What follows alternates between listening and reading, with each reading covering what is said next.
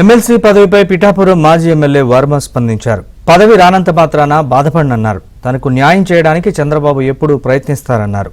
కొన్ని సమీకరణాల వల్ల ఈసారి పదవి ఇవ్వలేకపోయి ఉండొచ్చన్నారు. చంద్రబాబు ఆశీస్సులు తనకెప్పుడు ఉంటాయని వర్మ తెలిపారు.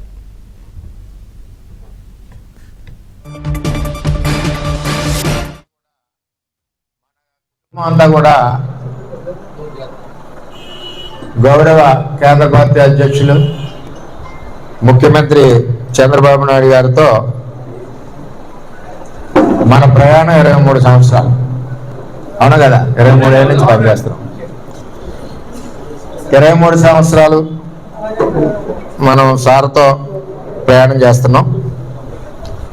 23 సంవత్సరాలు నిరంతరం మనం ప్రజలకు అందుబాటులో ఉంటూ మనకు అధికారం ఉన్నా లేకపోయినా ప్రజా సమస్యల మీద పోరాడుతూ ఒక కుటుంబంలాగా, చంద్రబాబు కుటుంబంలాగా మనందరం కూడా పార్టీకి అండగా, ప్రజలకు అండగా ముందుకెళ్తా ఉన్నాం. ఈ ప్రజాసేవ చేసి అవకాశం కల్పించిన చంద్రబాబు నాయుడు గారు అవకాశం కల్పించారు. ఈ అవకాశమే మనకి గొప్ప పదవి.